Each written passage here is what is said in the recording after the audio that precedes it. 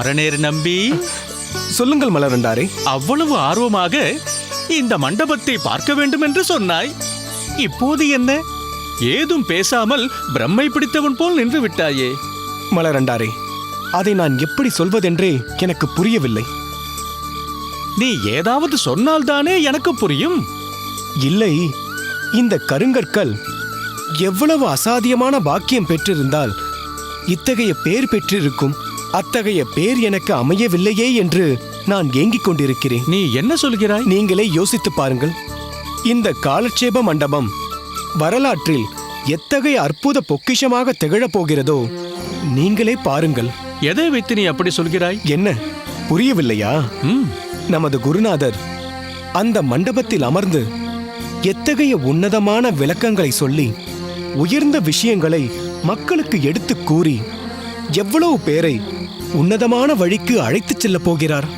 அதற்கு இந்த மண்டபம் தானே அடித்தளமாக அமையப் போகிறது.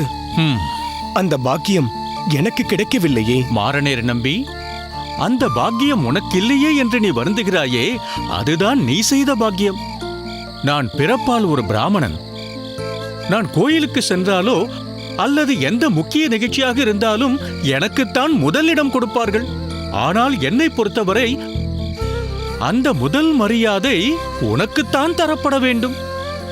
ஏனென்றால் நான் இந்த மண்டபத்தை உருவாக்கும் போதிலிருந்தே எத்தனையோ முறை இந்த இடத்திற்கு வந்திருக்கிறேன். ஆனால் ஒரு முறை கூட இதன் அழகை நான் ரசித்ததில்லை. ஆனால் நீ இந்த இடத்தை இவ்வளவு ஆழ்ந்து ரசிக்கிறாயே, அதற்கு காரணம் உனது குருபக்தி. அந்த குருபக்தியை பார்க்கும்போது குரு சம்பந்தப்பட்ட எல்லா விஷயங்களும் மிகவும் உயர்வாக தெரிகிறது.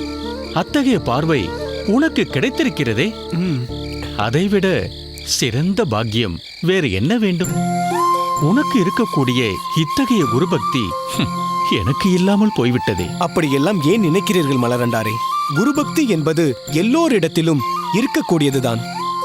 ஒவ்வொரு சேவை ஒவ்வொரு விதமாக இருக்கும், அவ்வளவுதான். மலரண்டாரே, இதன் அழகை நான் இன்னும் ஆழ்ந்து ரசிக்க வேண்டும். வாருங்கள், முன்பகுதிக்கு சென்று பார்ப்போம்.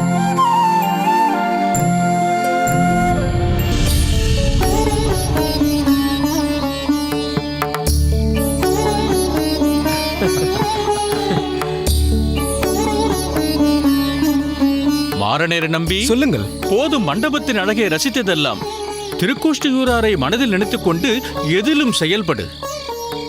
ஒரு சிறு தவறு நேர்ந்தால் கூட அது பெரிய பாதிப்பை ஏற்படுத்திவிடும். நாம் யாருக்கும் தெரியாமல் இங்கு வந்திருக்கிறோம். அதனால் சற்று எட்டியிருந்தே பார்த்துவிட்டு சென்று விடுவோம். மலரண்டாரே, சற்று பொறுத்துக் கொள்ளுங்கள். இதன் அழகை இன்னும் கொஞ்சம் அருகில் சென்று பார்க்க வேண்டும் என்று ஆவலாக இருக்கிறது. அடியேன் சென்று பார்த்து வருகிறேன்.